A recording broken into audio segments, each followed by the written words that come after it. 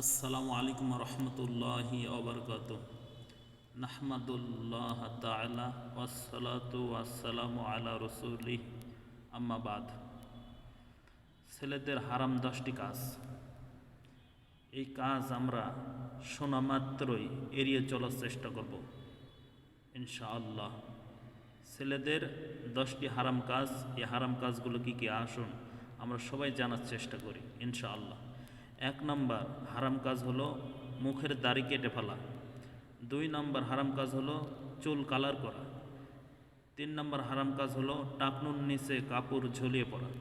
4 নম্বর হারাম কাজ হলো হাতের আঙ্গুলে স্বর্ণের আংটি পরা। 5 নম্বর হারাম কাজ হলো স্বর্ণের ঘড়ি হাতে দেওয়া।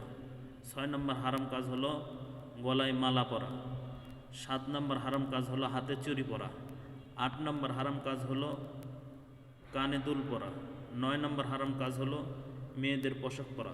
10 নম্বর হারাম কাজ হলো লাল হলুদ জামা কাপড় পরা।